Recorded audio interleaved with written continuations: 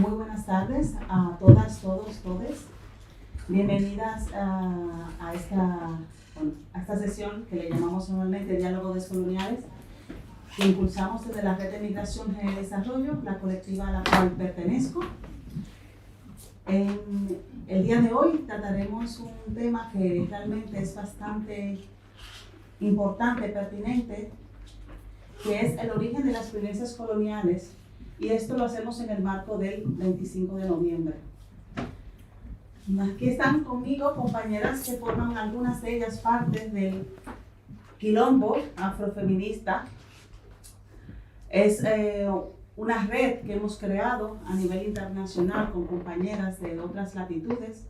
Algunas de ellas ahora se encuentran en territorio español temporalmente, y hemos por eso decidido pues, hacer este diálogo de forma presencial, aunque al mismo tiempo lo estamos teletransmitiendo, ¿vale? Para las personas que están en otras ciudades, en otros lugares.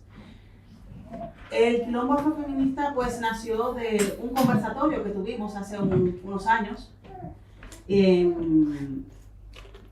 dijimos, ¿por qué no pues aunar, ¿no?, fuerzas, aunar conocimientos, tanto que la academia nos dice que no tenemos por ser personas migradas, y por qué no hacemos una edición de un libro en donde cada una de nosotras tiene pues un trocito en el que hemos plasmado, ¿no?,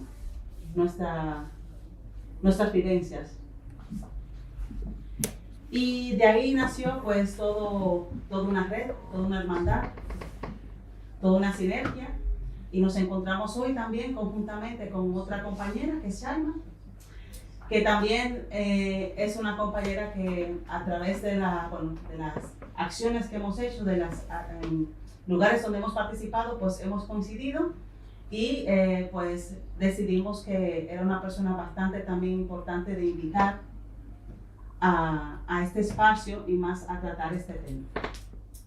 Pues como le decía, el día de hoy trataremos el origen colonial, ¿no?, de las violencias que nos atraviesan a nosotras como mujeres, violencias que por más que han pasado el tiempo y que hablamos del postcolonialismo, seguimos viviendo en un estado colonial y opresor, violencias que se interseccionan y se imbrican entre ellas, porque no es solamente en un contexto, ¿no?, de que nos miran por nuestro genotipo o nuestro fenotipo distintas, diversas, sino que nos mantienen en una zona de no ser.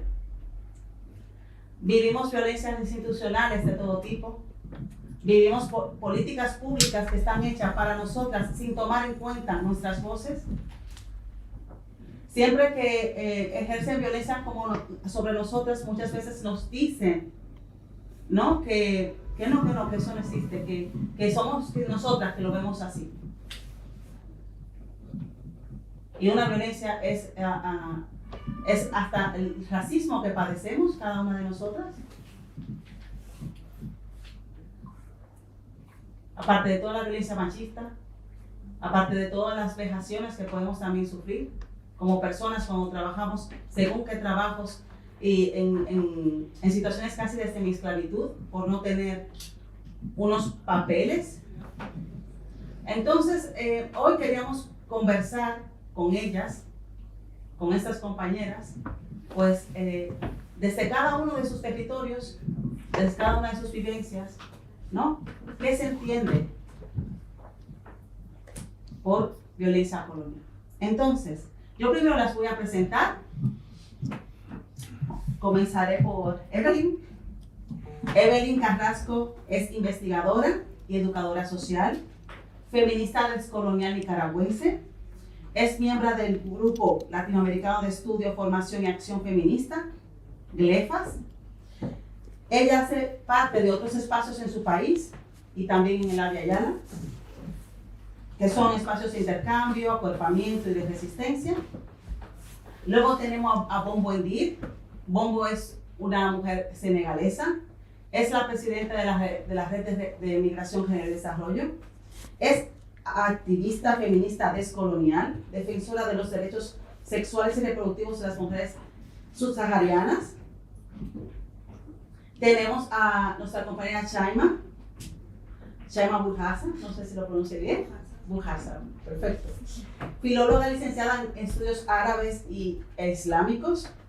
Ella es experta en diversidad cultural, activista antirracista y decolonial, cofundadora de la colectiva Afrocolectiva, que es un medio de comunicación afrofeminista, antirracista y decolonial. Y por último, tenemos a Alejandra Londoño Bustamante, es una activista anticolonial afrodiaspórica, integrante de la revista Marea y de la red antimilitarista de Medellín, Colombia. Es escritora por gusto y por necesidad, historiadora y está cursando el segundo máster en un doctorado en Bilbao.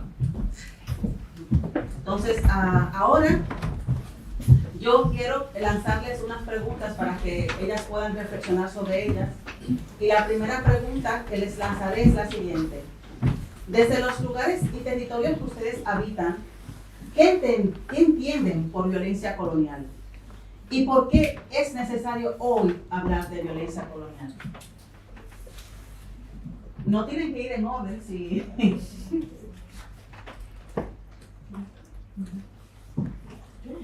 Sí, yo le doy otro. Es que ese micro está un poco... Trata de usar ese otro. Apágalo. Bueno, muchísimas gracias. ¿Se escucha? Sí. Muchísimas gracias por la invitación, por ser el espacio a las otras de las otras, ¿no? Que son las mujeres musulmanas. Yo siempre las llamo las otras de las otras porque estamos en el lugar de la otredad, pero dentro de los colectivos, de los distintos colectivos, también estamos en un espacio de otredad, pues gracias a esa visión colonial que tenemos sobre las mujeres musulmanas. ¿Qué entiendo por violencia colonial? La violencia colonial atraviesa mi cuerpo, atraviesa mi epistemología, atraviesa mi ser y atraviesa mi estar. Es decir, la violencia colonial casi que limita mis vivencias acá en esta sociedad. Entonces, sobre todo si hablamos de la mujer musulmana y cómo le afecta esa categoría de mujer, entonces es bastante colonial. Incluso la mujer musulmana con hijab es una categoría inventada de una manera colonial, con fines imperialistas, con fines coloniales clarísimos. Esto lo trató Serena Delby muy bien en su libro La cárcel del feminismo, lo trató Ramón Grosfoguel, cómo inventamos la categoría de mujer musulmana con hijab para invadir territorios, para civilizar, para modernizar, para desarrollar, etcétera, etcétera.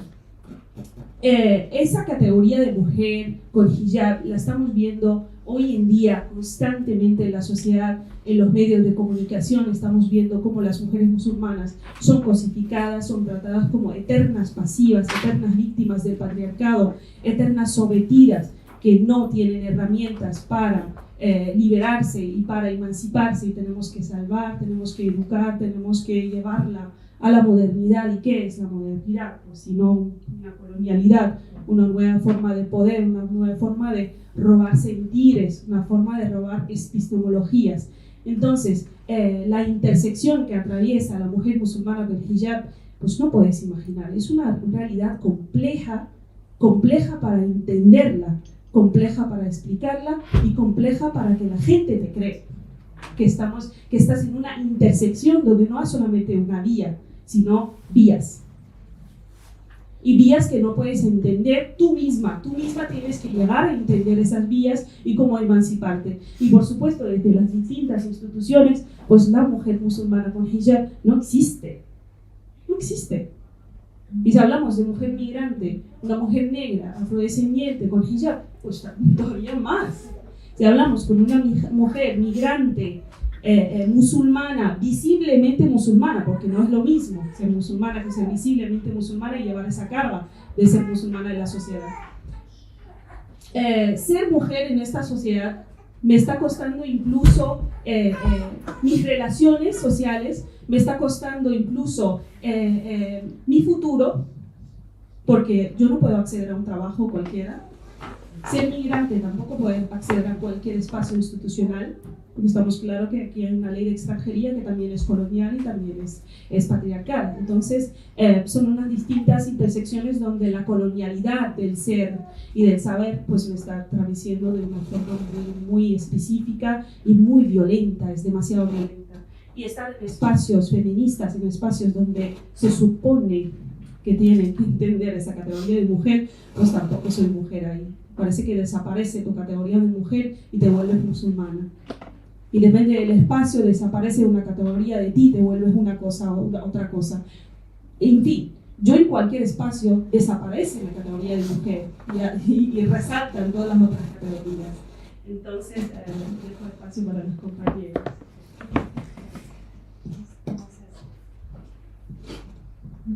Cuando no estén ocupando el micrófono, Sí, apáguenlo.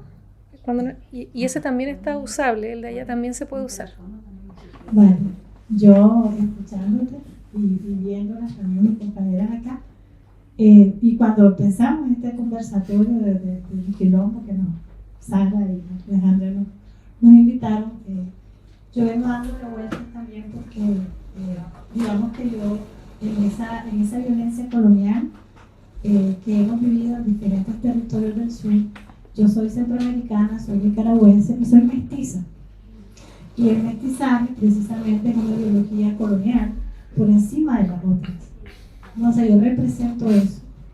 Yo represento el mestizaje, la ideología del mestizaje representa en América Latina precisamente la ideología del blanqueamiento que logró borrar a nuestros pasados indígenas, a nuestros pasados negros y a cualquier otro pasado que teníamos, porque realmente cuando uno lee la historia de América Latina, de Abya Yala, el Caribe que siempre pensamos está en el territorio afro, que seguramente ya Alejandra nos va magistralmente a contar parte de su historia, pues Colombia precisamente es un territorio muy importante. Sin embargo, también si yo vuelvo a ver la historia del Caribe en Nicaragua, ahí encontramos a chinos, a personas de la India que estaban ahí en ese territorio por varias razones.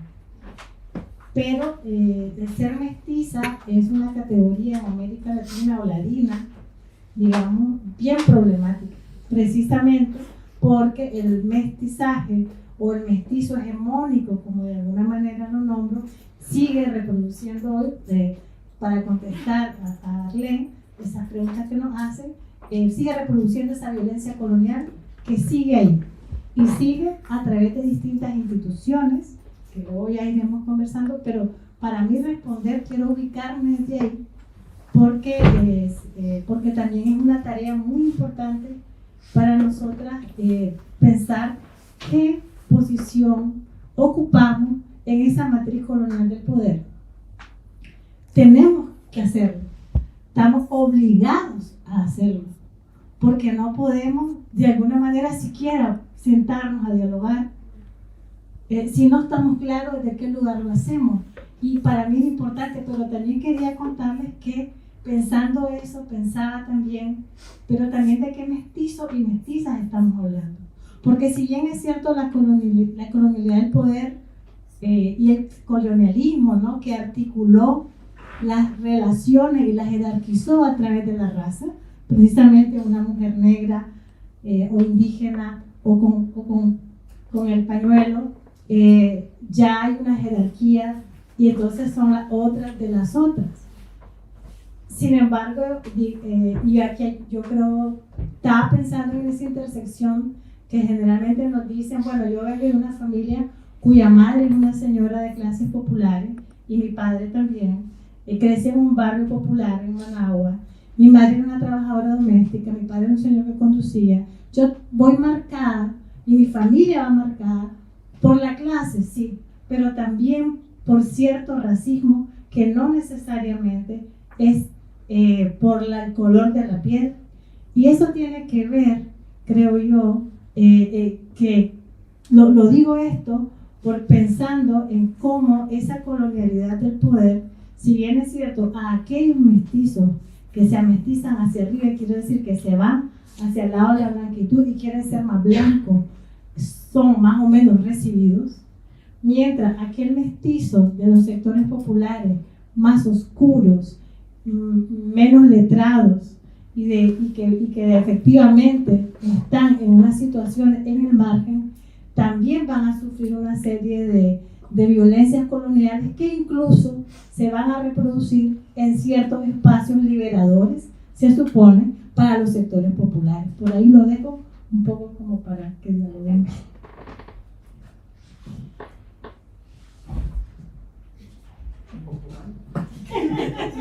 Bueno, buenas noches para todas, para todos, para todes.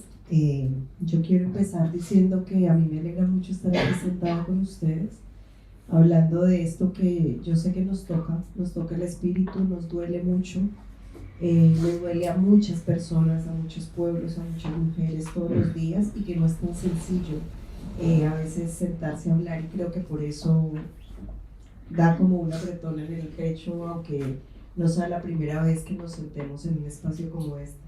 Y lo otro, bueno, agradecerle a Arlene por estar aquí también.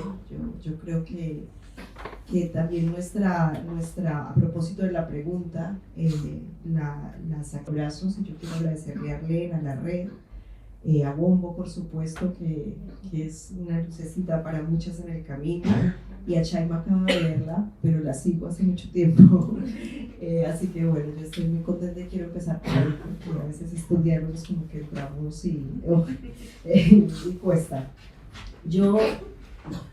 A ver, ustedes entraron por las experiencias, ¿sí? Como estos lugares de donde venimos, y yo me había puesto a poner acá cifras y armar otras cosas porque quería como empezar esta conversación con la estructura.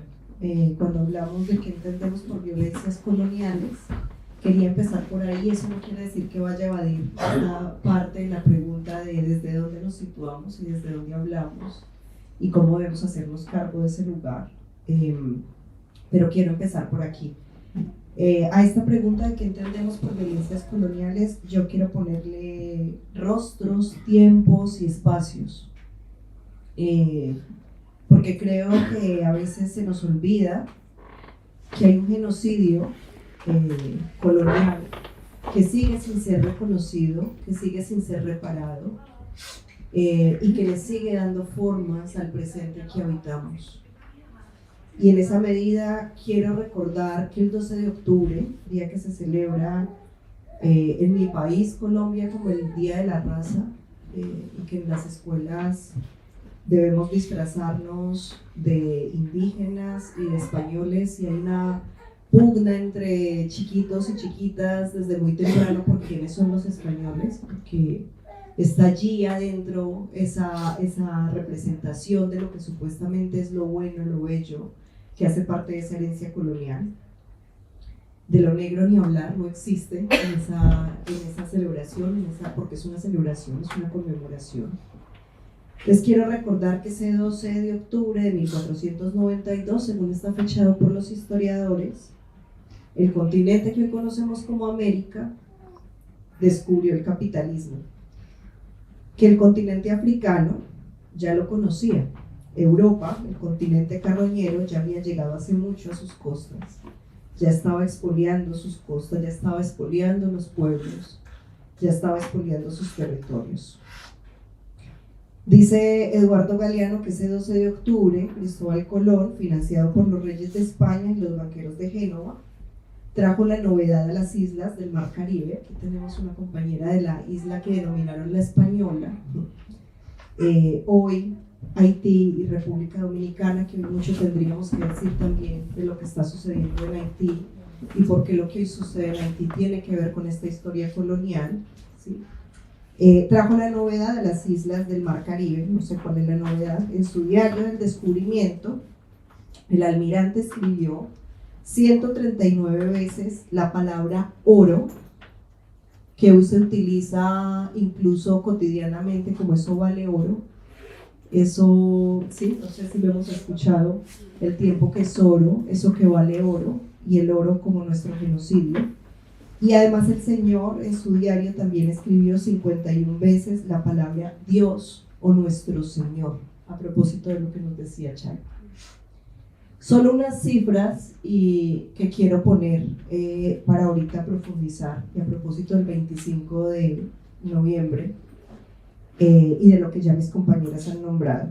Las epidemias, que a ver, cuando llegamos nos paran en los aeropuertos, nos retienen, tenemos que ponernos ciertas vacunas, cumplir con un montón de requisitos, pues hay que recordar que esas epidemias llegaron de este continente a nuestros continentes, con ese proceso de colonización, enfermedades y epidemias, que las epidemias y las acciones violentas desencadenadas después de la llegada de europeos que provocaron la muerte en solo 100 años de aproximadamente el 90% de la población originaria, es decir, 55.8 millones de personas en el continente que hoy conocemos como América. ¿Por qué esto no es considerado hoy un genocidio? ¿Por qué sobre esto no decimos que hay que reparar? ¿Por qué no tenemos el cine inundado de películas en torno a este genocidio como pasa con otro?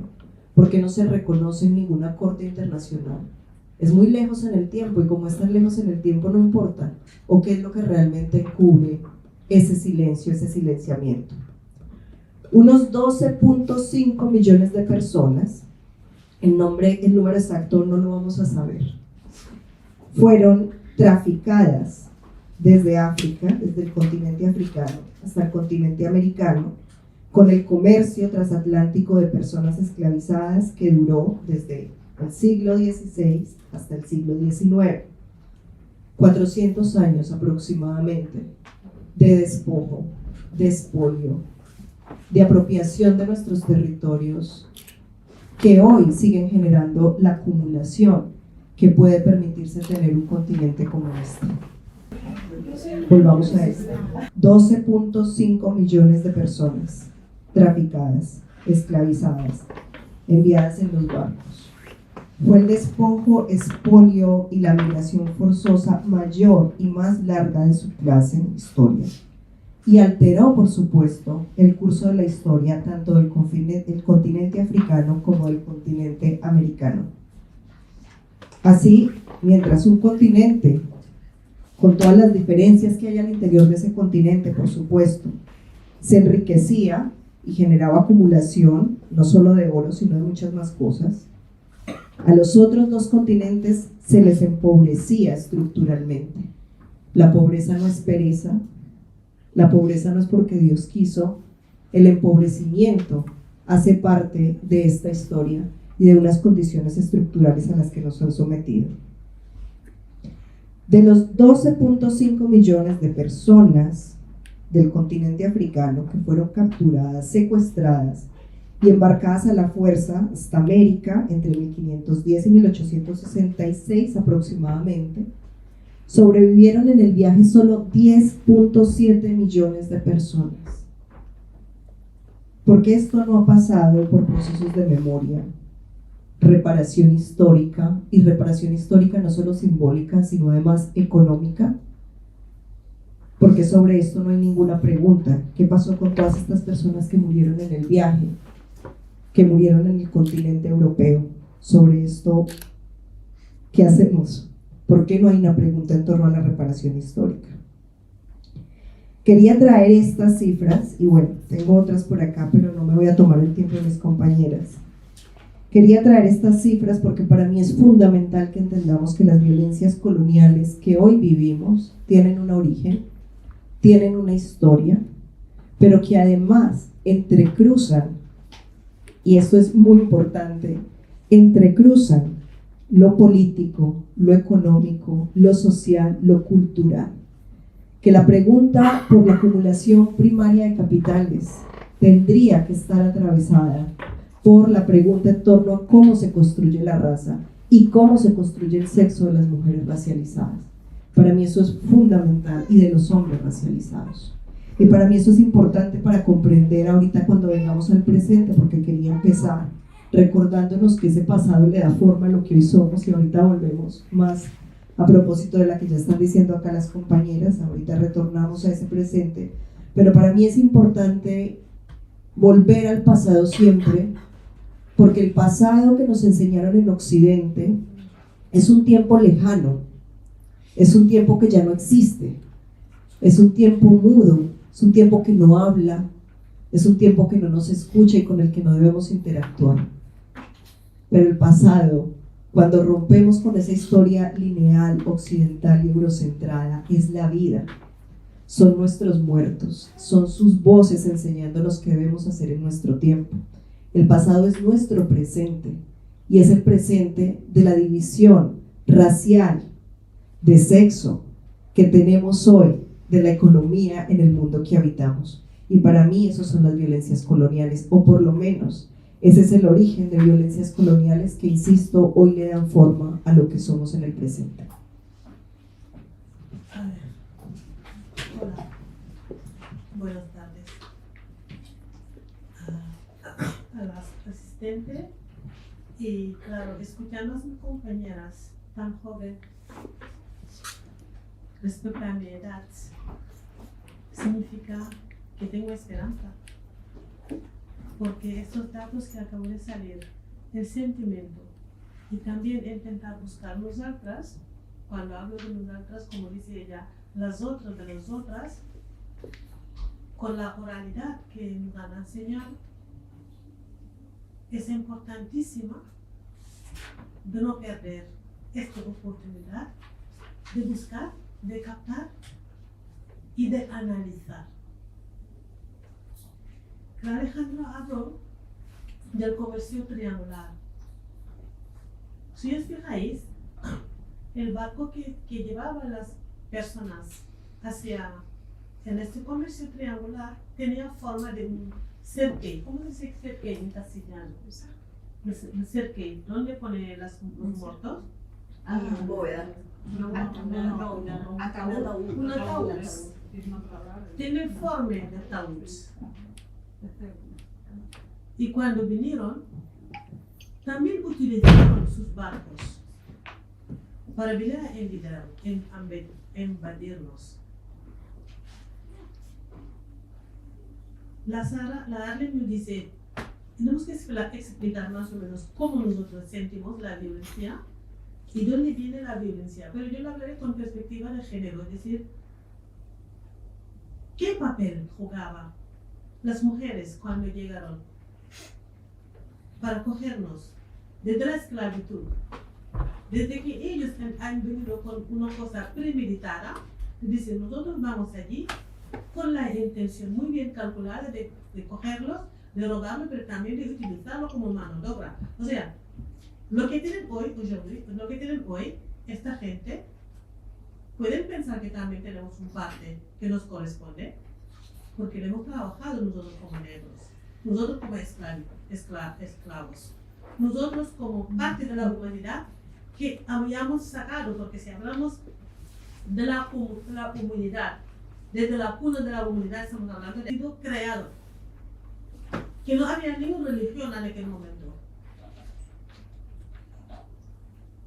Y cuando sinceramente nos dicen la violencia, yo primero hablaré de la violencia económica que se ha creado y aún lo tenemos presente. Yo no he vivido la esclavitud, yo no lo he vivido, porque ya hace siglos, pero aún hoy de día, donde estoy, se me afecta a mí por ser, además nos definen como nietos de esclavos. Cuando tú dices los negros, dicen que son nietos de esclavos.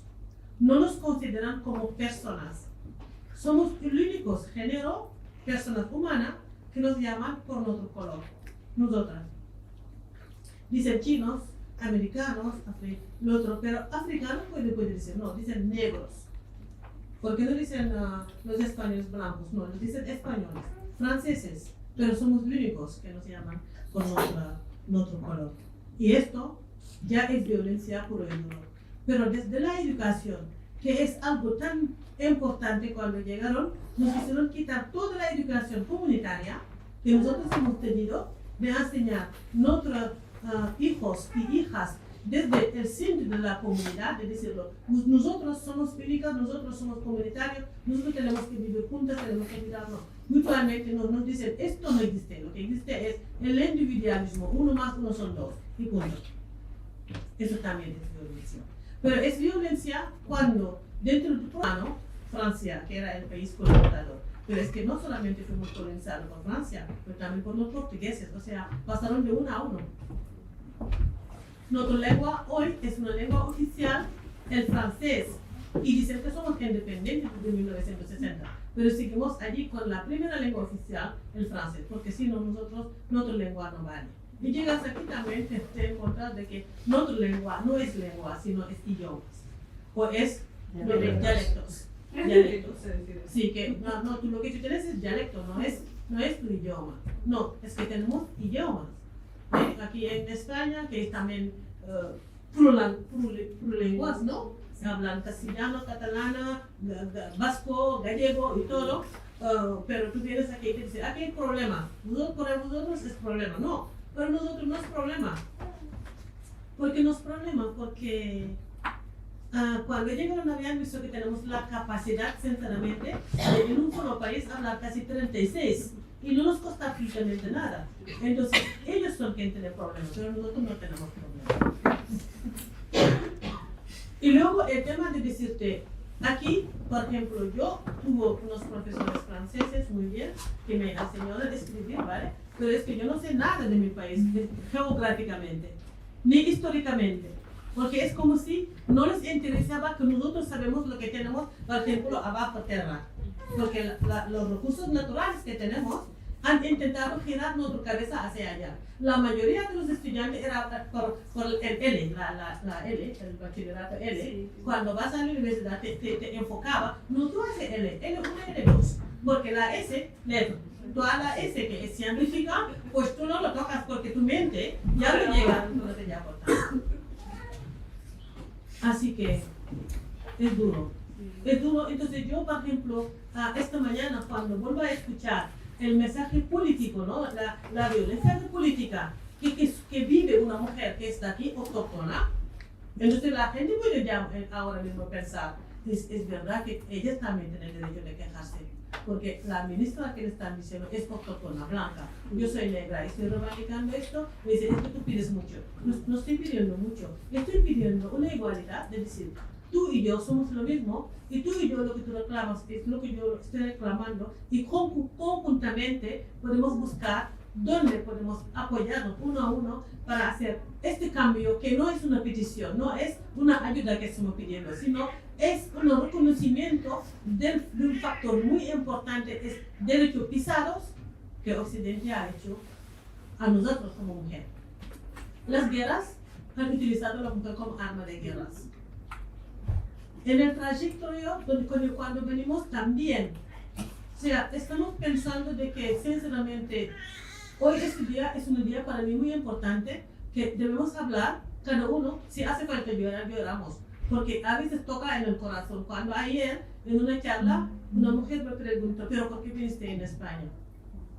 Le digo claramente, no pensaba que aquí me van a acoger, por ser un país que ha vivido dictadura, hambre, guerra civil.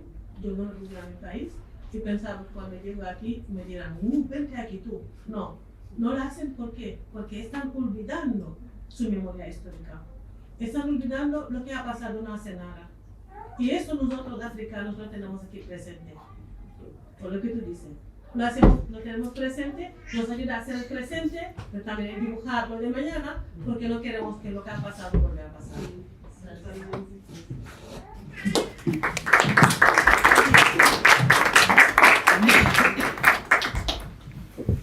La hermana veo muchísimas realidades que se parecen a con distintas realidades, pero la violencia lingüística tenemos muchísimo en común, porque la colonia francesa ha sido una colonia durísima, una colonia que persiste, una colonia que coloniza no solamente los territorios, sino las 2 días. El señor Macron, el presidente, se fue a una cumbre, a una sommet de francofonía, y se estaba quejando el señor de que el territorio africano ya no habla tanto francés como hace 30 años. Quejándose de que hay que reforzar la lengua francesa, porque la lengua francesa es la lengua africana. Es decir, una persona que implementó un pleno genocidio hacia culturas, hacia lenguas, y va a reclamar y a quejarse en unos territorios que son, ya no les queda nada, los territorios africanos, gracias a la colonización francesa. Y eso me hace recordar que a mí, mi cerebro hace clic y mi cerebro se apaga cuando escucho unas frases, y son modernidad, progresismo, civilización. A mí me sacas estas tres palabras y dejo de hablar contigo porque ya sé perfectamente el discurso colonial que la persona me va a soltar que tengo enfrente. Si quieres que hablemos de violencia, no me saques categorías coloniales. No me saques categorías coloniales que nos van a sumergir una y otra vez en esa rueda o en esa ruleta colonial donde ya sabemos qué son las categorías que tienes que encajar, qué son las vías de liberación que tienes que acogerte ahí. Me recuerda a estas categorías los genocidios de culturas de Argelia, que gracias a un proyecto colonizador que atraviesa sobre todo los cuerpos de las mujeres, porque las mujeres fueron como el campo de batalla. ¿Hola? Sí. Repito un poquito la idea. Yo hablaba de que las categorías de progresismo, modernidad, porque hay que pensar en la modernidad. ¿Cómo surge la modernidad colonial? Gracias a genocidios, que son los pueblos que fueron anquilados. Tenemos las brujas acá, tenemos los moriscos y las moriscas, que siempre nos olvidamos de ellas. Europa robó, Europa se apropió de la cultura, de los saberes islámicos y lo borró de la historia española. La población africana y las indígenas. Nunca nos olvidamos de esas 4 categorías de genocidios, que gracias a estos genocidios surge la modernidad. Entonces, hoy en día, cuando una persona me habla de modernidad, yo solamente, mi mente va directamente a esto, me va a genocidios. No puedo pensar en otra cosa, porque gracias a unos proyectos modernizadores, proyectos civilizadores, tenemos unos genocidios a las mujeres argelinas, a las culturas. Frantz Fanon hace un tremendo trabajo de análisis en su libro sobre la guerra de Argelia y el proyecto colonizador de Francia, que ahí fue potente, fue un genocidio, un absoluto genocidio, y lo tenemos acá en los años 90. Vamos a ver, eso es algo reciente todavía. Y tenemos la población egipcia, que ahí surge un poquito el reformismo islámico, que lo que hace es colonizar la religión y la espiritualidad y elevarla a un nivel estatal, es decir, meter la religión en las instituciones. Esto lo empezó el proyecto colonial. Vamos a sacar Irán, que a mí me gusta sacarlo siempre porque hay muchas opiniones. Todo el mundo piensa en esto, todo el mundo opina, ¿no? Sin tener una memoria histórica, sin volver un poquito antes. No solamente 70, volvamos a los años 30. ¿Irán siempre tuvo el hijab obligatorio en el territorio? No. En los años 30 tenemos a un gobernador que se llama Reza Shah, que quiere modernizar, porque en los años 30 todo el Medio Oriente quiere modernizarse porque el modelo de civilización era la europea, entonces todo el mundo quiere asimilarse a esa civilización. Entonces, el señor Reza Shah lo que va a hacer es modernizar el país a través de la limitación de la libertad de las mujeres que llevan el hijab. Tienes que parecerte a una europea. Hijab prohibido desde el Estado. Antes de esa medida, el hijab no estaba llevado a nivel estatal, sino era pues una espiritualidad, era un nivel individual, que es lo que tiene que haber, ¿no? Normalmente. Entonces, la idea de elevar la religión a un nivel estatal es una idea colonial. Es una idea que tiene que ver con la modernización. Pero hoy en día estamos viendo vídeos descontextualizados de mostrar Irán antes de 1970. Eso no era también una violencia patriarcal de oprimir a las mujeres. Entonces, estas categorías, modernidad, progresismo, civilización, para mí no puedo debatir con estas 4 categorías. Yo creo que tiene que ver con lo que hemos vivido como personas africanas y en distintas realidades que tenemos con la colonización. Para mí, la francesa es la peor. Gracias. Yo quería, a propósito de lo que Alejandra nos dice, ese marcador de la larga memoria, ¿no? Que es 1492 como la peor desgracia del mundo que nos pudo pasar, tanto al continente africano como a Guayana, cuando esta gente, cuando España, Portugal y luego el resto, se suman a ese proceso de una colonización violenta y absoluta. Es una desgracia que nos pudo pasar también cuando vinieron los procesos de descolonización o de independencia, en la que en realidad los criollos blancos y mestizos también hegemónicos se encargaron de hacer un Estado nacional a su medida, básicamente, ¿no? Porque de todas las maneras no todos los hombres ni todos los mestizos varones podían ser parte de ese Estado. Y yo creo que es importante que hoy que estamos hablando de violencias coloniales, comprendamos también que las violencias coloniales incluyen a las mujeres, sí, pero también a nuestros hombres. Y también a las comunidades.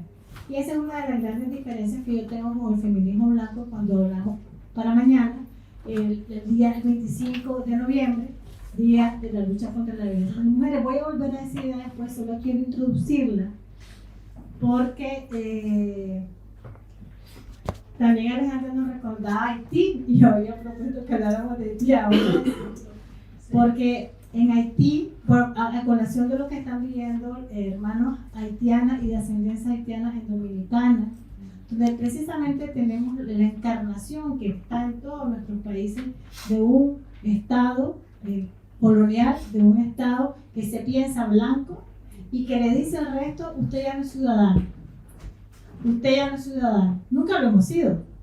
No hemos sido hombres, no hemos sido mujeres en ese orden del marco colonial.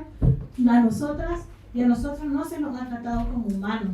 Es aquí en Valladolid, en la controversia de Valladolid, donde precisamente en España se llega a la conclusión de que los indígenas eran seres humanos y las personas negras fueron esclavizadas, y ahí todo lo que ya Alejandra nos ha comentado, ¿no? También en el Caribe es Haití. O sea, Haití no solamente por sus terremotos, sus rebeliones, no es porque sean un pueblo solamente, o sea, y hay una memoria de la colonización francesa, pero también del olvido, pero también del olvido de nuestros pueblos como Latinoamérica, y aquí yo quiero tener una autocrítica también, como latinoamericana, hacia ese pueblo, y entonces hoy quería traerlo. Y también quería conectar con esa historia de la memoria larga, cuando planteamos esta idea, ¿no? Como yo les decía, hablo de cómo cuestionar ese mestizaje y esa blanquitud y esa blanquedad que además habita en nuestro gobierno, en nuestro Estado, en la normatividad que se ha construido para precisamente desde ahí plantear quién tiene derecho a qué, cómo y dónde lo tiene y hasta qué punto lo vas a tener. Ya Fran Fanon efectivamente nos ha dicho que aquellas personas que estamos por debajo de la línea del no ser, no somos humanos, no nos llegan los derechos, y lo que nos llegan son las políticas de muerte, sean extractivistas, necropolíticas, sean con derechos humanos o en dictadura. O sea, muchas de las poblaciones no blancas, lo que nos ha llevado siempre el despojo territorial. ¿Cómo ese proceso de territorialización ha hecho que perdamos la memoria de quiénes somos?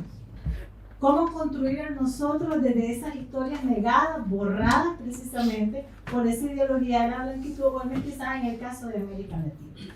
Y es a partir de ese borramiento también en el que hoy un movimiento feminista, porque creo que todo esto también parte cómo esa colonialidad llegó a las narrativas de las mujeres que nos querían liberar del yugo opresor del patriarcado, que fue el único yugo que vieron. Bueno, también las socialistas.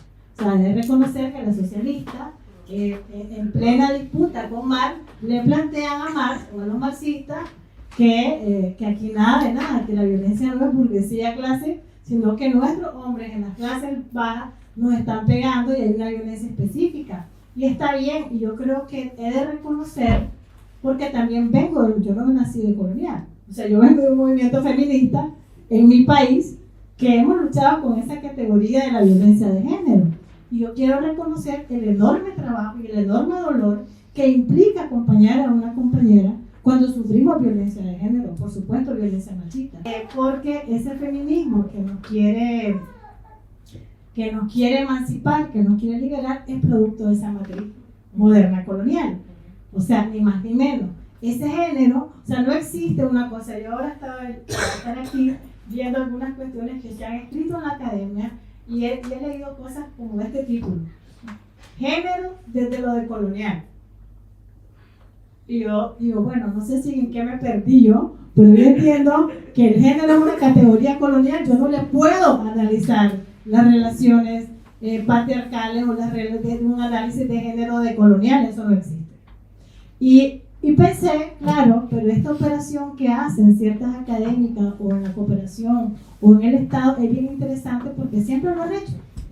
O sea, ese borramiento, que para mí es una violencia colonial, o sea, para mí esa operación que hace ese feminismo es una violencia colonial, porque, y que no es nueva.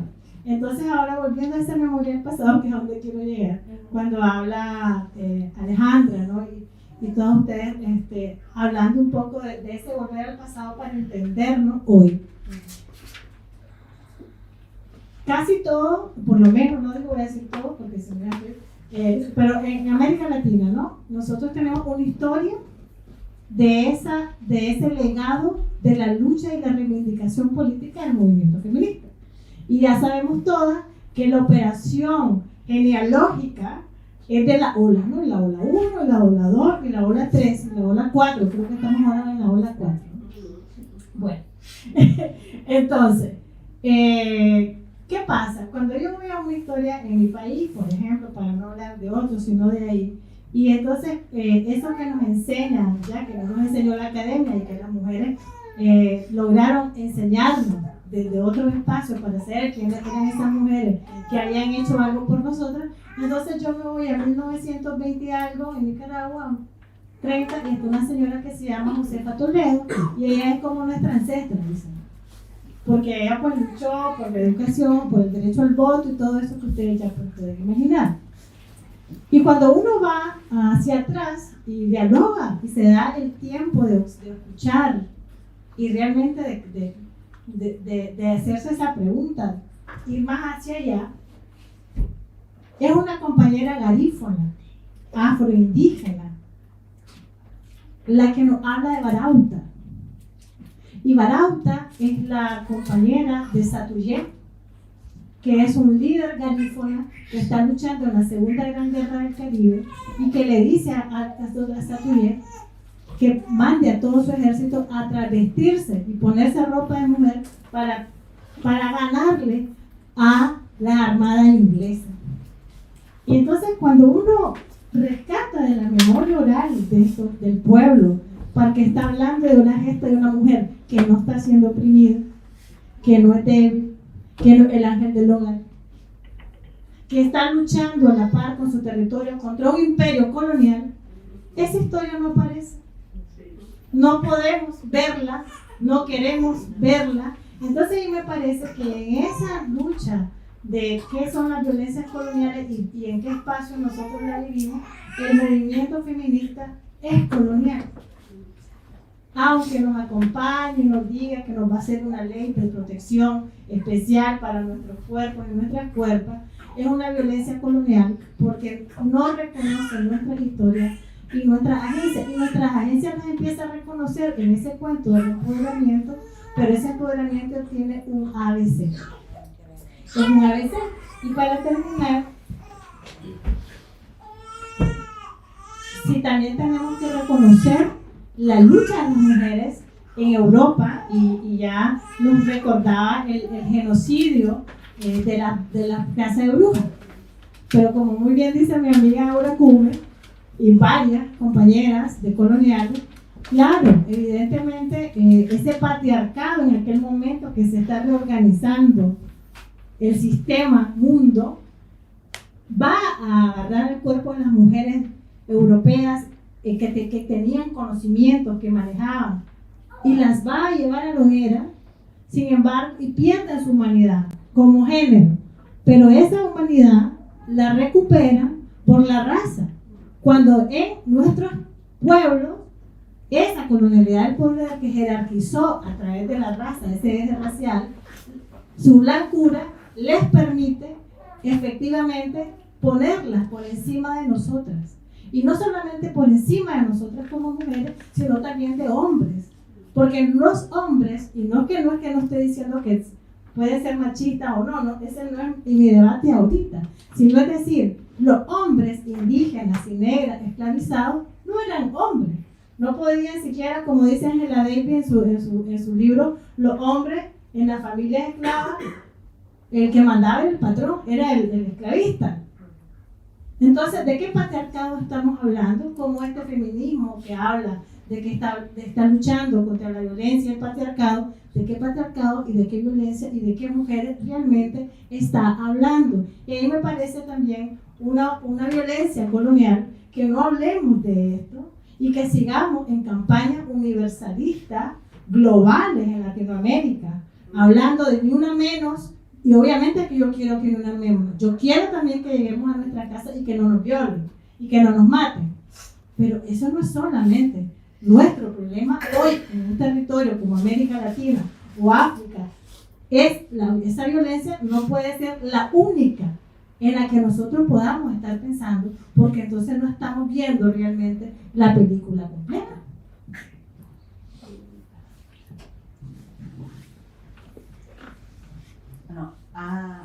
Todas han hablado desde cómo hay que retomar esta memoria histórica, ¿no? Para poder borrar este legado colonial. Entonces, a las que todavía no han terminado de hablar sobre este punto, me gustaría que comentaran, ¿no? ¿Cómo afecta esta violencia colonial a las mujeres en sus territorios, en sus comunidades, en sus colectivas? Y también, ¿qué estrategias ustedes visualizan, ¿no? Para un futuro? Pueden ser estrategias de resistencia, estrategias de cambio, de hacer, como decía Alejandra, una reparación, una reparación, ¿no? De una justicia y reparación. Entonces, después de esto, le daremos paso a las personas que tengan preguntas y comentarios. Entonces, no sé quién quiere comenzar. No, Alejandro, ella te decía decir. Que me lo pongo. Sí, ella.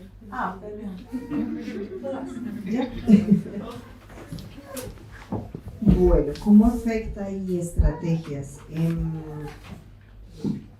Para responder a esa pregunta yo quisiera como volver a algo que yo creo que de muchas maneras le estamos dando vueltas todas, y es que una de las características quizás principales de las violencias coloniales y lo que producen esas violencias coloniales en el tiempo, el espacio, es la fragmentación.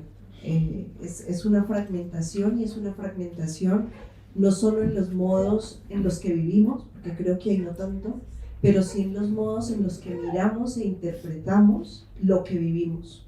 ¿Sí? Entonces, casi que lo colonial nos pone como sujetos, ¿sí? Primero, fragmentados por partes y fragmentados en una historia de jerarquías y clasificaciones, ¿sí? Y esas jerarquías y esas clasificaciones están, por supuesto, ancladas a cómo se define lo racial, el sexo, género, si se quiere, los lugares que ocupamos de acuerdo a la clase, ¿sí? Digamos, y hay muchos más en esta discusión.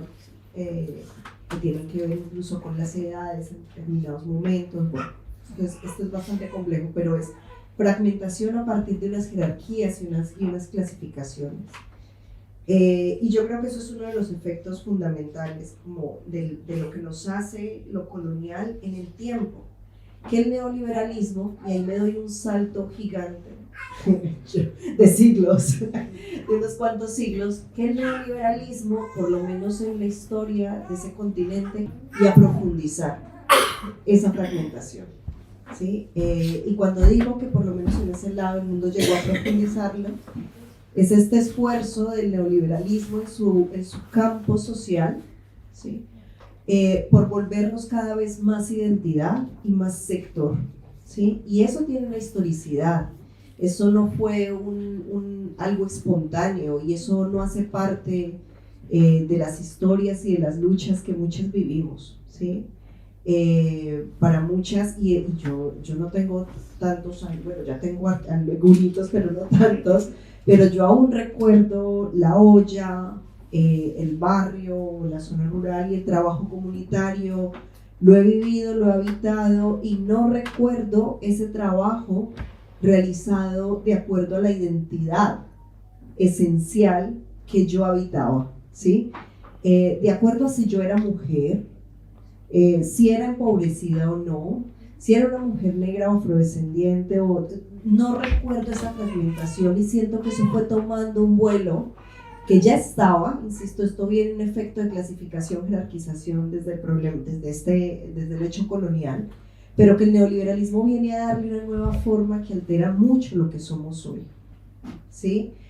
Y yo creo que la reflexión aquí de cómo nos afecta y qué estrategias se hacen, yo creo que las apuestas anticoloniales, primero para mí, descoloniales por supuesto, posteriormente, le apuestan justamente por superar esa fragmentación y por volver a unir todas esas partes que fragmentan lo colonial y pensarnos en un proyecto de lo común a propósito de las estrategias.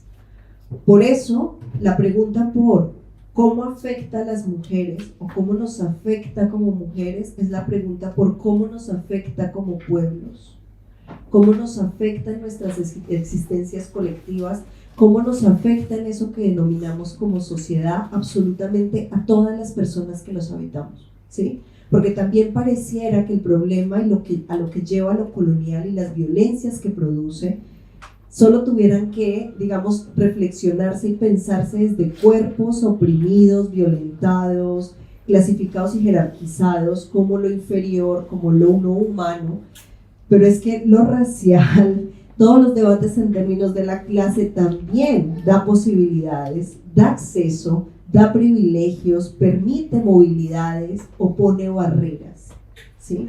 Y en esa medida absolutamente todos los cuerpos están racializados, todos los cuerpos. Es posible que sean cuerpos racializados hacia el privilegio y entonces vamos a reflexionar qué hacemos con esos lugares. O pueblos que están no como naturaleza, no como esencia, sino justamente producto de esas relaciones y de esas violencias coloniales, ¿sí? Entonces, ¿cómo entendernos en ese sistema de relaciones que es complejo para poder pensar en un proyecto de lo común y no seguir pensando en un montón de fragmentos de un rompecabezas que no logramos juntar?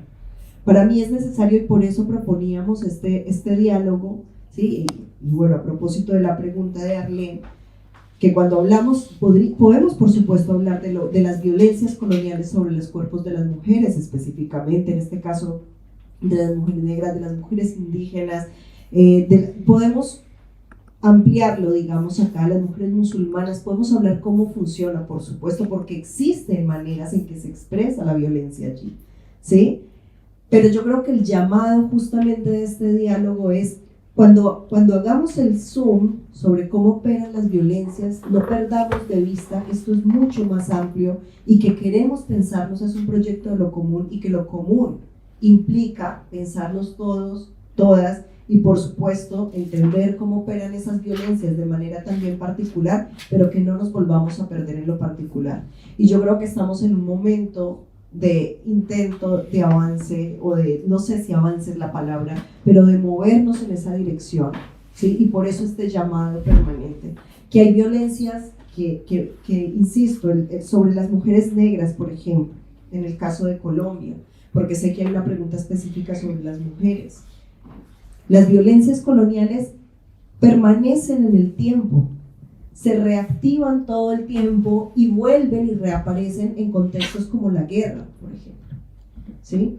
Donde unos hombres en armas, mestizos, y en Guate también nos han hablado de esta historia, y en Perú nos han hablado de esta historia, ¿sí? Donde unos hombres en armas con una idea de superioridad racial llegan a unos territorios no solamente a cumplir con los objetivos militares de su estructura, sino además se encuentran con unos cuerpos que ven como inferiores o como más calientes o como predispuestos naturalmente para cocinarles, para atenderles sexualmente, para cumplir los roles que desde la colonia han dicho que son los roles que tienen que cumplir esas mujeres, que ellos están viendo ahí como inferiores.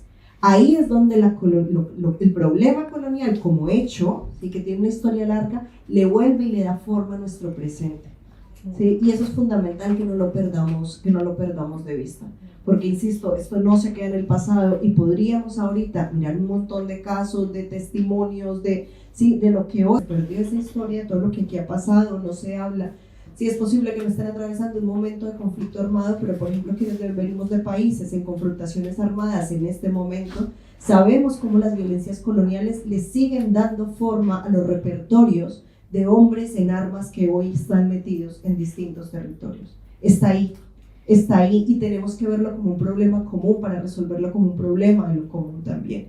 Y ante esto, bueno, solo quisiera cerrar diciendo que a propósito de estrategias, Arlene, las violencias coloniales con todas sus formas de expresarse, de manifestarse, de estar, siempre han tenido respuestas. De lo contrario sería imposible estar aquí sentadas hablando. Siempre han tenido respuestas. Y creo que eso a lo largo de la historia puede rastrearse. Desde quienes decidieron en el barco, entre comillas, es feísimo el nombre, pero en el barco negrero, las que decidieron lanzar sus bebés o los que decidieron lanzarse y prefirieron ahogarse como forma de resistencia a la esclavización, hasta hoy el cimarronaje, las luchas dignas desde lo espiritual, desde la sanación, desde todas las estrategias que hoy conocemos, ¿sí? Nunca ha habido ninguna acción violenta colonial sin respuesta, nunca. Y es así que están silenciadas. Se conocen en los pueblos, se nombran en los pueblos, pero es así que están silenciadas, porque además el lugar de víctima sirve, funciona el proyecto colonial. Además, cuando el lugar de víctima es un lugar eterno que no caduca, es el lugar donde te sobo la cabeza, donde te paterno, ¿sí? Donde te puedo decir pobrecita, pero hasta ahí, ¿sí? Ese lugar es súper peligroso y es un engranaje más de ese proyecto colonial. Pues creo que estrategias tenemos muchas, desde hace muchísimos siglos, pero además creo que hoy, a propósito de las estrategias, el paso que estamos dando es entender tanto el 25N como cualquier otro momento del año desde ese proyecto de lo común y qué pasa con estas violencias, pero también qué pasa con lo que nosotros estamos activando y haciendo.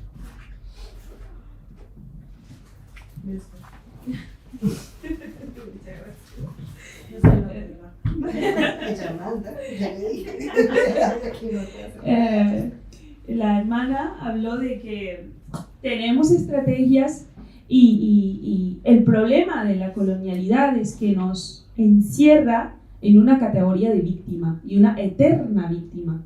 Entonces, demostrar que no es víctima es nuestro lugar como mujeres musulmanas hoy en día, porque la gente es musulmana y la gente está ¡ah, no! ¡Derechos humanos! Entonces, bueno, y fijaos, he estado analizando los artículos que se estaban escribiendo hoy en día.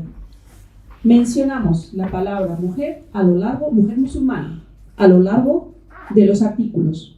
No existe ningún artículo que no mencione la mujer musulmana y la liberación de la mujer musulmana y los derechos de las mujeres musulmanas. Acá tenemos mujeres musulmanas francesas sometidas a una colonialidad de Estado. Tenemos acá en España mujeres musulmanas privadas de educación, privadas de poderse emancipar. Tanto hablan de emancipación y de independencia económica, pero desde los estados, desde las instituciones, limitan el acceso a mujeres musulmanas. Es decir, tienes que ser como yo quiero que seas, si no, no eres. Y ya está.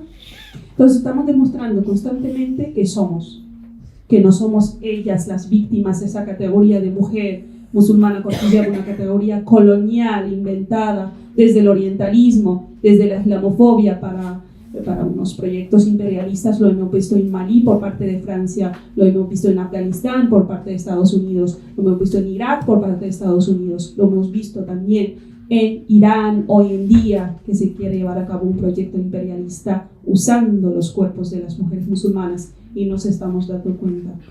Estamos repitiendo violencia colonial. Y ya pasó con Argelia. ¿Qué hicimos en Argelia usando los cuerpos de las mujeres? Robar, llevar a cabo un gran genocidio. Entonces, hay que hacer un desenganche epistemológico de esa categoría de mujer. Yo no soy esa categoría de mujer musulmana que quiere que sea, yo soy otra. Desde los espacios feministas blancos, yo he estado pensando estos días cómo el término interseccionalidad se está blanqueando.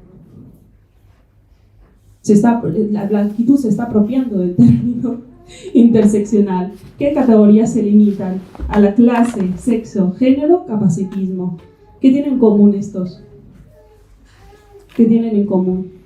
Lo sufre la blanquitud.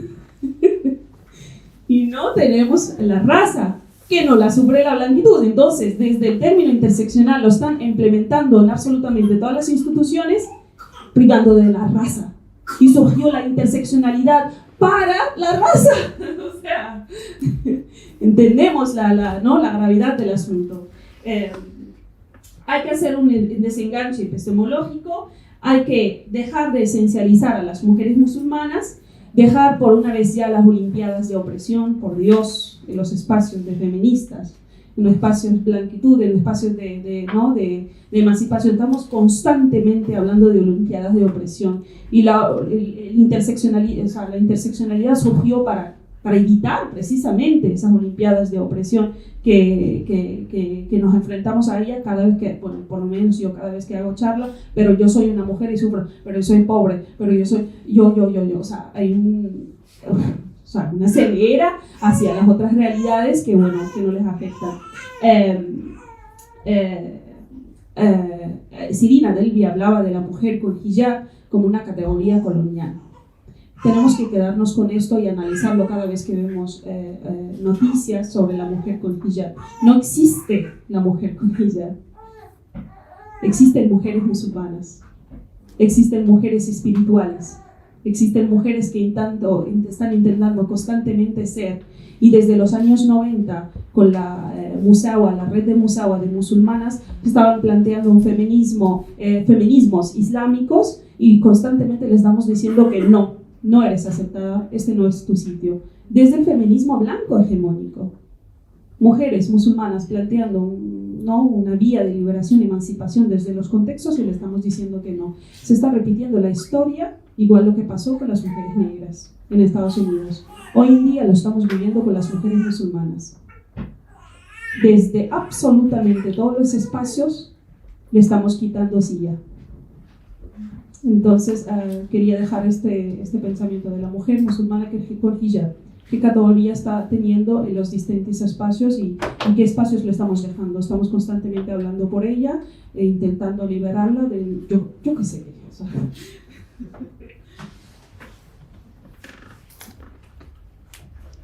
Arlet, nos pregunto las estrategias que tenemos que hacer. Estrategias ya llevamos muchísimo tiempo buscando una manera. Llegamos a ser las sumisas, las conformistas, de hacer lo que ellos quieren, yo creo. ¿Por qué digo esto? Cuando mis compañeras hablaron de la blanquitud, ¿no? Por ejemplo, en mi país, a partir de que hicieron una selección discriminatoria de las mujeres, para ver las mujeres las más guapas, las más altas, tener hijos con ellas, y luego apartarlo totalmente de la comunidad, ponerlo en una isla, de la misma isla donde está la memoria de donde llevaban los barcos, que se llama Gore. Gore es el lugar donde se guardaban los esclavos para llevarlo, allí donde se pone la puerta de no retorno.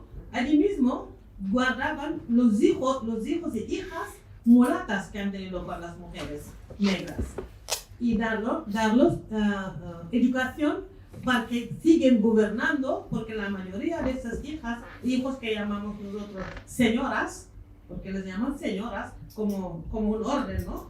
Son las señoras Entonces, la mayoría de la educación, pero tampoco nos los querían llevar en Francia. No, nosotros sois nuestros hijos, pero tienen que quedarse allí porque tenéis una clase menos que nosotros. Colonialidad total. Y racismo. Yo, por ejemplo, como mujer negra, musulmana, y si yo hablo, por ejemplo, en el ámbito de LGTB, que también las mujeres negras que están dentro sufren una cosa que tú dices, pero si vosotros estáis hablando de que sois tan democrático, tan independiente, que sois libres del sexo por la orientación sexual, pero tampoco no cedéis plaza a aquellas negras que vienen para sumar en este colectivo. O sea, ¿hasta dónde podemos seguir callándonos eso? No podemos seguir callándonos esto. Además, lo más grave cuando te hacen ver dentro de tu propio país, tú has nacido negra como yo y te dicen, no, es que este piel no vale. Aquí tienes unos productos que te puedes ser blanca. Y se lo creen. No, tu pelo, te dicen, no, es que el pelo que tú tienes no es bonito. Tienes que tener pelo liso como yo, como los blancos. También. Una dictadura, una esclavitud que aún hoy de día nuestro continente le está sufriendo y que no hay ninguna activismo o ningún programa que dice es que no tenemos razón, reconocer los errores que han hecho y decir ¿qué podemos cambiar? Yo, desde mi punto de vista como mujer negra, en este mundo donde yo he cogido mi derecho de movilidad para estar aquí, para ver si aquí se hace una autocrítica o buscar una memoria histórica de decir qué mal hemos hecho, porque han hecho mal las cosas. El hecho de hacer mal llega de que tú no reconozcas ni tú mismo tu historia, lo que tú has hecho y dónde has hecho. España, concretamente, por ejemplo, aquí en Cataluña, el tema de la esclavitud es presente, pero no se hablan. No se hablan. Sí, los templarios que están ahí también siguen cogiéndolo como esclavos. El ejemplo de los templarios de Lleida, que con 50.000 euros a mano, ninguno los quería dar alojamiento. Entonces, ¿hasta dónde podemos decir, tú y yo, que tenemos lo mismo, que nos identifica, pero tú que estás sufriendo, él está diciendo, yo quiero cambiar eso y que yo lo estoy sufriendo y también pido que se cambie. No estoy pidiendo de que, no sé cómo se dice esto, pidiendo que yo soy la víctima, o sea, como nos dicen. Ayer una chica me pregunta, pero vosotros con todo lo que has pasado, ¿cómo tú has podido superar? Y digo, ¿cómo he podido superar? Hoy en este espacio donde estoy hablando, yo para mí es una manera también de superarlo. Es decir, cojo lo que me ha pasado, les explico, intento sensibilizar a otras, si sea autóctonas españolas, también le digo, mira María, ¿por qué no sentamos? Porque tú también haces un poquito de memoria para ver lo que ha pasado. A lo mejor María no se está dando cuenta porque como está interiorizados aquí por dentro, que todo esto es normal. Además dice, no, es que yo no soy racista, es que yo no te he esclavizado. Claro que no me has esclavizado. Pero ¿qué hicieron tu antepasado al llegar hasta aquí? También te dejaron algo que tú tienes que hacer una reflexión porque no se vuelve a pasar. Estoy totalmente de acuerdo cuando mis compañeras hablan de niveles. Nosotros podemos decir que somos el nivel 0. Si el nivel bajo, las mujeres negras es como si no existimos. Hasta en las políticas que ponen, las acciones políticas no cuentan con nosotras. No cuentan. ¿Quién somos? Somos las únicas destinatorias de los proyectos, de los programas, y luego lo más grave es que elaboran los proyectos destinados a mujeres inmigrantes y luego van a buscarlos. ¿Dónde estáis? Yo tengo el mando, tengo la posibilidad de ayudaros a emanciparse. Nosotros no queremos emanciparse. Ya estamos muy bien como estamos. Yo creo que lo que nosotros necesitamos es compartir reconocimiento de derechos. Ahora, ayer le dijo, lo que se llama en nuestro idioma es pockety, es decir, cuando yo tengo esto que es mío y que tú me estás diciendo, es tuyo, pero espera, no, yo lo cojo por la fuerza. Acciones revolucionarias para que la gente se hace un toque y dice, pero ¿por qué no los escuchamos? Escuchamos lo que dicen para buscar solución de estrategia. Y yo veo la estrategia es agruparnos, la estrategia es sumarnos, la estrategia es nuestras compañeros que ya están aquí políticamente en los cargos, a ver cómo podemos apoyarlas, que sea que viene de América Latina y allá, que viene de África, que viene de Marruecos también de África, pero que ya han cogido como para colorar un poquito la salsa, ¿no? De decir, aquí estáis, como hay ese reconocimiento, ¿por qué no nos agrupamos entre todas? Apoyar a estos perfiles que están en la política, porque creo que a través de la política también podemos hacer cambio de lo que estamos, esta injusticia que estamos viviendo aquí hasta ahora. No voy a acabar sin hablar del sufrimiento que vivimos ahora mismo en nuestro país, porque aquí hablando de lo que pasa en Senegal ahora mismo, la gente me dice, nosotros no nos enteramos, pero cuando tocaba firmar un contrato con España por tema de pesca, y que el pescado que se come aquí viene de mi país, pero no quieren a ningún senegalés, está aquí presente, sí que lo saben. Pero no les interesa de que nosotros como mujer también estamos pasando situaciones muy difíciles y solamente miran de hacer una cooperación hacia allá, olvidando de que allá todos los hombres que estaban allí trabajando están aquí presentes. Ahí están quedando allí las mujeres. ¿Y qué pasa aquí? Una ley de extranjería que te dice no puedes esquizofrénica, ¿eh? Tú llegas aquí, te dice no, tienes que dejar el país con un orden de expulsión. Pero al mismo tiempo te dice no, tienes que quedar 3 años para poder tener tu documentación. ¿Qué me está diciendo? ¿Me voy o me quedo? Entonces, este miedo que me pongas, es decir, cada día estoy pensando que me va a devolver, pero es que necesito estar aquí con este papel para poder tener 3 años y regularizar mi situación. Las violencias de las mujeres migrantes, que también seguimos viviendo. Y cuando hablamos es como, ¿estáis aquí? Sí, estamos aquí. Apoyando, colaborando en la demografía de este país. Estamos aquí presentes, trabajando, cotizando, pero tampoco nos contan. Y representamos un 1%. Pero cuando se habla de inmigración, las televisiones, los medios de comunicación hablan de evasión. Mientras que la migración negra representa casi un 1%. Pero no les importa. Lo que pasa es que quieren que nosotros nos discriminan. El hoyo que se hace a nosotros solamente con nuestra piel también está presente. Yo pido a la gente que están aquí, las personas, que tengan un poquito de sentido de vida y que tratamos las personas por las personas, no por su origen, sino por los derechos que tienes tú y que tienes que tener la otra también para poder ser un ciudadano normal y corriente. Y ni hablo de lo que se llama ciudadanía sin derecho, porque ciudadanía es quien tiene derecho a votar, quien tiene derecho a decidir, quien tiene derecho a que hasta la municipalidad donde estoy viviendo, cotizando, puede tener voto. Aquí tampoco no tengo derecho de acceder. Así que son muchísimas cosas.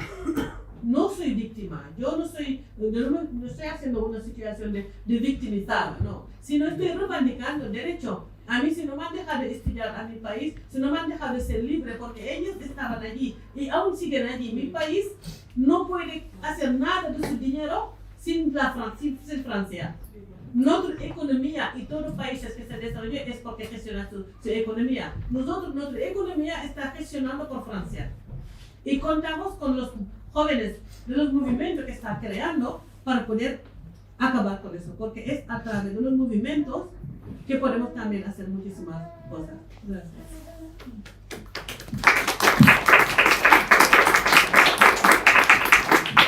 Muchísimas gracias a todas por las intervenciones y las reflexiones que han compartido en esta tarde. Ahora, si les parece, vamos a dar paso a un turno de preguntas. Y luego, tras este turno de preguntas, tendremos un cierre con palabras de Ana Caona. No sé si hay alguna pregunta para pasar el micro.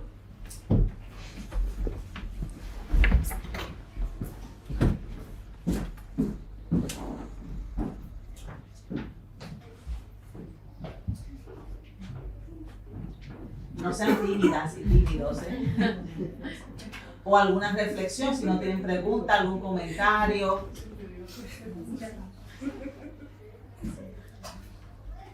Yo sí tengo una pregunta.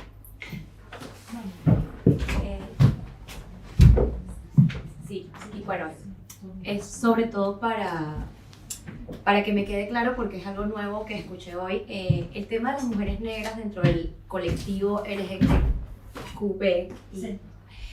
Quisiera entender un poco qué significa, o sea, desde qué forma también el colonialismo está afectando dentro de ese colectivo a mujeres negras, porque bueno, realmente me está costando como verlo. Para lo de Sara, es posible que realmente una luz que ilumine. Hola. ¿Cómo te llamas? Daisy. Daisy. Mira, Daisy, hablando de este tema, yo como mujer, madre,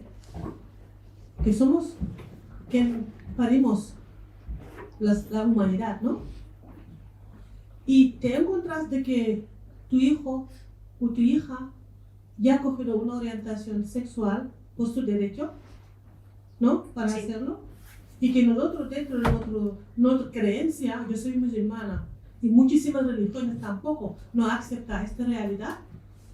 Sí, sí. ¿Sí? Bueno, vengo de una familia muy cristiana que no lo acepta. Sí, no lo aceptan, no solamente los musulmanes, es que casi la mayoría, bueno, la religión ya rechaza categóricamente aceptando esta orientación sexual.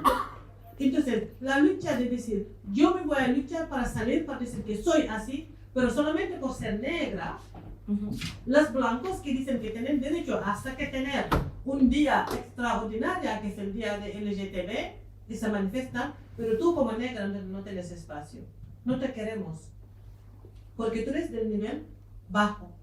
Entonces, esta misma persona es como rechazada, primero de su comunidad, la mayoría, ¿no? Porque no tienen, es que me giro y digo, mi comunidad que creo que me apoyan ya me han rechazado, y aquí me identifico, tampoco no me aceptan. Es una reflexión que se debe hacer. Sí. Es que si que hay una colonialidad total, ¿quién eres tú? ¿Porque eres blanca? ¿Porque tus antepasados habían exigido, habían colonizado, habían esclavizado, de que tú tienes que decir, tú eres el mejor, la otra no es mejor? También se tiene que replantear y mirarse al ombligo para saber que primero son un colectivo muy bien, que vive muy mal. Yo a veces me pienso, este colectivo que solamente por su orientación sexual corre el riesgo de que lo pegan, lo escupan, es que siempre van con miedo, ¿no? Entonces tú mismo que están aquí, pero solamente por ser negra, pues es que vives el triple casi. Ya, claro. El triple. Entonces yo creo que esta reflexión se debe hacer dentro de este grupo, que para mí también son de la humanidad. Yo no lo voy a clasificar como un grupo más. Son de la humanidad porque son personas que tienen vida. Y que todas las vidas cuentan. Entonces, si tú te identificas en algo, para decir que yo me identifico con esto, dándome la cara, ¿cómo se llaman? Me he salido del armario. Bueno, has salido cuando salió de la barriga de tu padre, tu madre. Ya has salido, estás aquí presente. Hace parte de su humanidad. Entonces, otros no te pueden decir, tú no haces parte de aquí, o tú tienes que estar detrás, porque quien tiene que ser luminosa es lo que queremos, porque tú por tu negritud tienes que estar detrás. No me parece nada bien. Y yo sufro mucho por eso. Vale. Porque conozco gente que le está pasando. Conozco chicos también que le está pasando. Disimulando, por ejemplo, de que tengo que hacer esto, tengo que mostrar que estoy feliz, pero sinceramente no soy feliz, porque no me aceptan. Gracias. Te recomiendo un podcast que se llama Meshir Uzula y es la deconstrucción de las masculinidades tóxicas y repensar la masculinidad en entornos o contextos norteafricanos, musulmanes. Y también hay una nueva, Amina Wadud está haciendo un nuevo estudio que se llama Queer Studies, y lo está haciendo en inglés, y está planteando pues la realidad de diferentes personas que pertenecen al colectivo LGTBI que son musulmanas y negras. Entonces eso te puede dar pues bastante perspectiva de cómo están planteando una emancipación desde la colectividad y desde la religión, la espiritualidad. Muchas gracias. ¿Alguna otra pregunta, comentario? Pues le paso la palabra a Evelyn, que quería decir algo, porque de modo de cierre, un segundo. Yo pues con esa pregunta me recuerdo también, creo que es el habla de lo queer no te quita lo racista.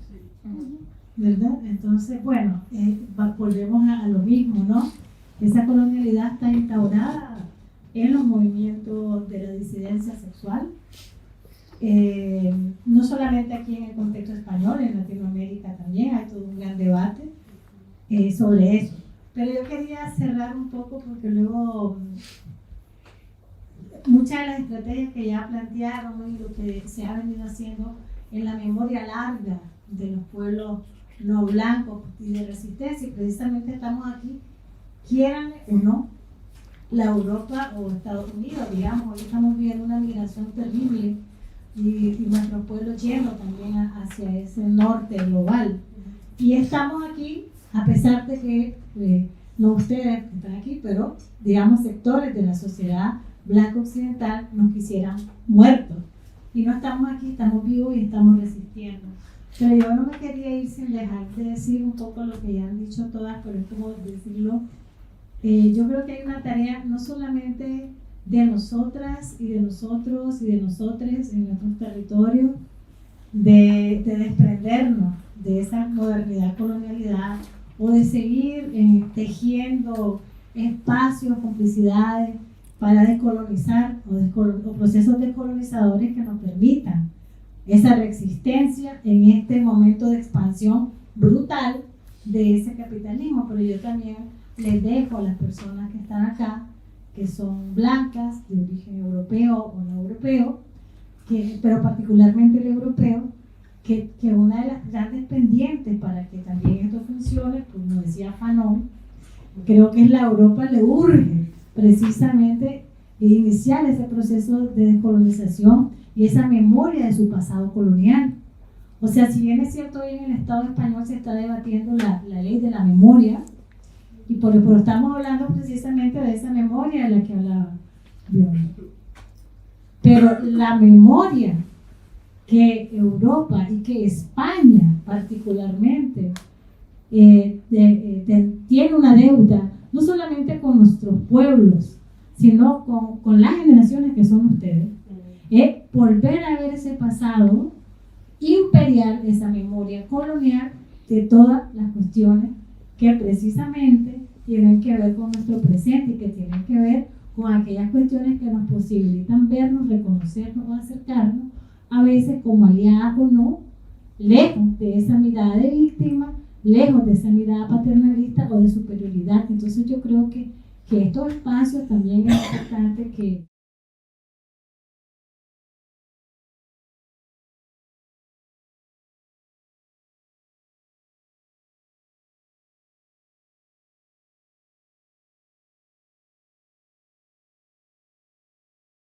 Ahora les voy a pedir a todas y todos que...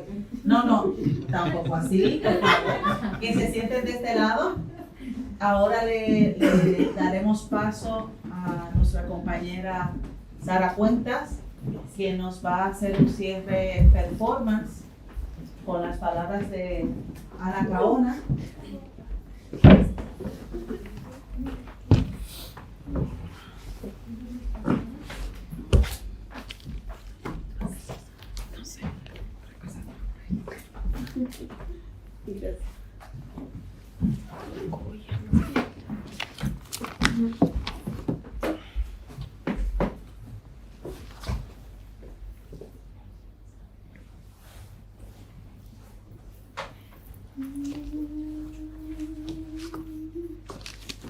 Vengo de la lejanía a encontrarme con mis hermanas. Vengo sangrando vida. Vengo sangrando aire, agua, tierra. ¿Y quién está aquí? ¿Quiénes están aquí conmigo? ¿Quiénes han legado todo este territorio de caos? ¿Quién nos dejaron muertas en vida?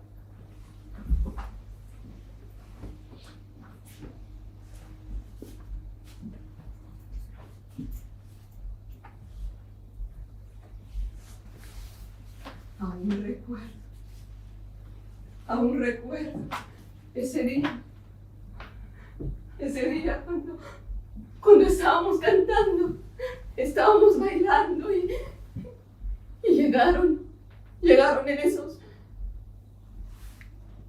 Ahí está. Ahí está. ¿Ves? ¿Ves? Son unos peces grandes.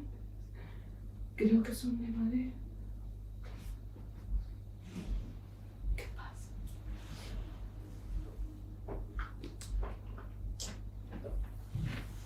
¿Por qué?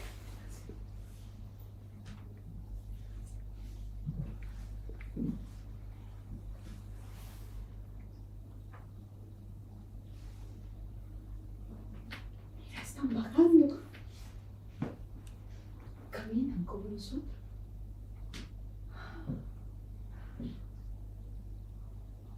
Pero el sol no ha quemado su piel.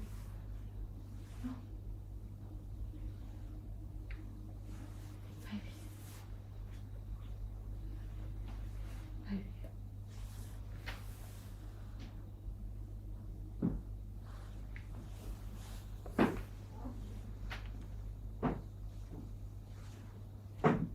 Y llegaron para enseñarnos cosas maravillosas. No. ¿Acaso llegaron para reconocernos? No. No. No llegaron para eso.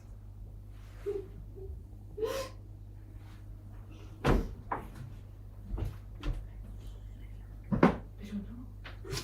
Nosotras, en mi comunidad, las mujeres, los hombres, en realidad éramos las gentes, porque ¿quién nos nombró mujeres? ¿Quién les nombró hombres? Éramos las gentes. Éramos simplemente existencias de una red más amplia de la vida. Y aquí estábamos, respirando de la vía llana con nuestras hermanas plantas, con las hermanas aguas, con las montañas, con los ríos, en esta casa grande. ¿A que sí?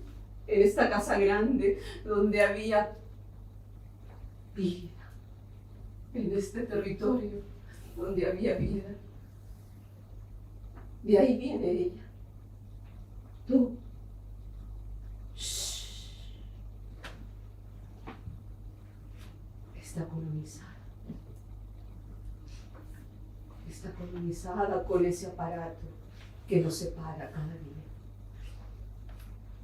Tú vienes de donde yo vengo, ¿verdad? Pero a ti no te trajeron. A ti te obligaron a venir. Porque en tu mirada habitan todas esas ancestras que llegaron y que vieron cómo moríamos y que vieron cómo nos destruían. ¡Cómo nos destruían! Por eso hay rabia contenida contra el colonialismo. Y nos dicen que queremos venganza. No queremos venganza. Queremos reparación. Queremos que recuerden lo que se hizo. Porque no se vino a compartir culturas. Se vino a destruir vidas. Nos violaron. Destruyeron nuestros vientres. Por eso me dio rabia. Por eso me enfrenté. Por eso organizamos a mi comunidad. A la comunidad taína para resistir. Tú recuerdas. Tú recuerdas. Recuerdas lo que pasó. Y tú. Tú recuerdas lo que pasó. Tú. Y tú. La memoria es importante. La memoria es importante para no volver a repetir. La memoria es importante para sanar. Por eso estoy aquí, me han traído aquí. Me han traído aquí hoy día. porque las violencias coloniales afectan todavía nuestras cuerpos. Nuestras cuerpas, estas cuerpas, porque estas cuerpas que han nacido en estos tiempos no nos pertenecen, o tu cuerpo te pertenece. ¿Te pertenece tú? ¿A ti? No nos pertenecen, porque ya nacen colonizadas. Y esa violencia tiene que ser limpia.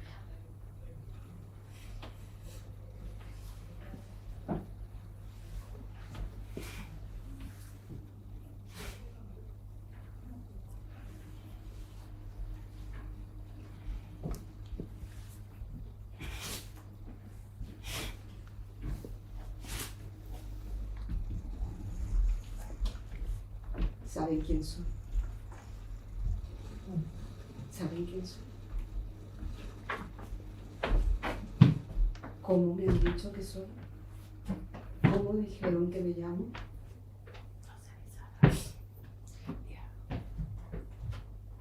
¿Cómo me dijeron? India. ¿Qué más me han dicho? ¿Qué? Racializada. ¿Quién inventó la raza? ¿Quién inventó la raza? Cuando en mi mundo no había raza, ni había fronteras.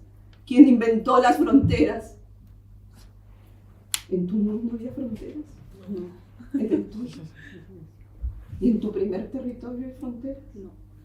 ¿O tú circulas libremente por él? ¿Te tocas cuando quieres en algún sitio? ¿Te acaricias?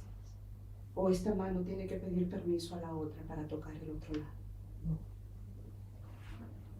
¿Y entonces quién construyó las fronteras? ¿Y por qué dicen que son sus territorios? ¿Cuándo? ¿Quién les vendió nuestros territorios? ¿Quién les dio permiso para entrar en nuestros territorios? Cristóbal Colón.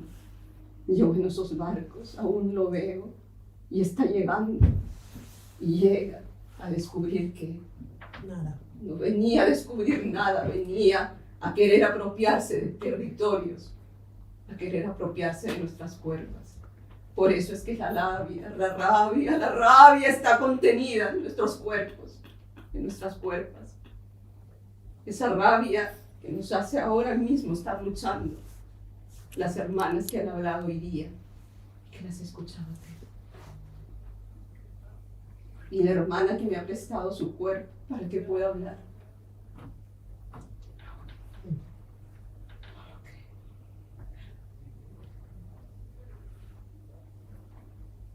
Cada una de nuestras cuerpos está alejado de mí, de ese mujer, de ese hombre. Tu mirada no es tu mirada. Tu mirada es la mirada de tus ancestros y ancestras que han luchado. Y por eso estás aquí. ¿O no? Y esa conexión vital que tenemos ancestral, ¿por qué ha desaparecido? ¿Por qué hemos permitido que desaparezca?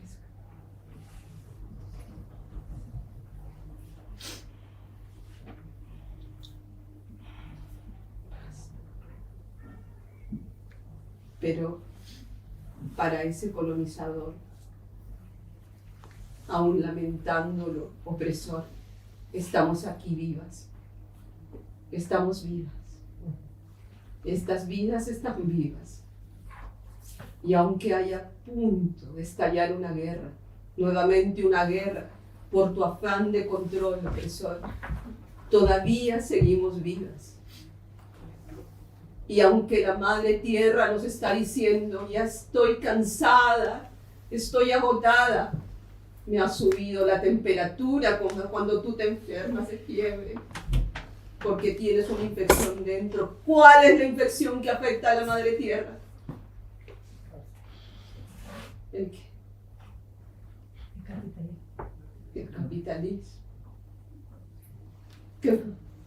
El racismo. El antropocentrismo, porque no somos capaces ni siquiera de mirar y de respetar otras existencias. Y estamos aquí. y estamos aquí reflexionando con estas hierbitas que nos sanan y nos curan, con estas hierbitas.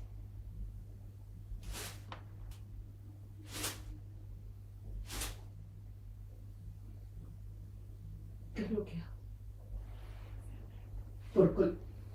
Porque el colonizador me dijo que lo que hacía era mundano, era salvaje, que soy una salvaje, que no tengo cultura. ¿Quién no tiene cultura? ¿Quién vive de manera simbiótica respetando la madre tierra? ¿O quién la destruye para enriquecerse por unos cuantos millones? ¿Quién es más salvaje? Y mis hermanas hablan de terricidio, de genocidio. Y aquí estamos, resistiendo. Bombo. Yo me acuerdo de tus hermanas, de Nder, cuando llegaron ensangrentadas en los barcos. Luego las llevaron a Venezuela o a Colombia, creo que así se llamaba ese territorio. Nombres raros que no reconozco. Chando, aún recuerdo a la primera mujer que fundó una universidad en el mundo y fue de ese territorio. ¿Y qué pasó? Que se apagó esa llama de sabiduría. O la quisieron apagar, porque estás tú aquí ahora. Alejandra. Alejandra preciosa. Con tu tierra que ha sangrado mucho. Y estás aquí. A pesar de todo lo que está sucediendo, ¿crees todavía en una universidad que sigue violentando tu vida? ¿Y has venido porque sigue habiendo violencia en tu territorio? Porque la colonización ha legitimado la violencia. Eso es lo que ha hecho la colonización. Y pensamos que sí. Y has dejado a tus hermanas garífunas allá. Y aunque tú dices que no tienes raíces, de esas raíces ancestrales, estás habitada de ellas. Todas, incluso las europeas, que las europeas dicen que no tienen raíz. ¿Por qué han permitido que las invisibilicen? Su lucha está aquí para destrozar ese poder colonial. Su lucha no es la idea simbólica de esa conservadora blanca irme al sur para salvar a las pobres negras. Las pobres negras son fuertes, son sabias, como cualquier mujer del planeta que está sentipensando la vida, o como cualquier gente del planeta que piensa la vida. Las palabras de Ana Caona, este día y cualquier otro día, porque el colonialismo también nos ha enseñado a celebrar hitos para concentrarnos de manera engañosa en una sola fecha y así ser felices porque salimos a las calles, ¿verdad? Salgo a las calles, protesto, hablo, grito, me desfogo y vuelvo a la misma rutina. ¿O no? Sí. ¿O estoy loca? No. ¿Y qué hace el feminismo blanco? Invisibiliza. Invisibiliza las luchas. Porque no le importa. No. No le importa. ¿Por qué no le importa? Porque estas cuerpos, según el feminismo blanco, tenemos capacidad de análisis. Tenemos capacidad de pensar en la emancipación de las cuerpas feminizadas cuando supuestamente tú llevas una hija? Porque tú estás leída como hermana que acepta la opresión. ¿O no? Sí. ¿O ella que está allá?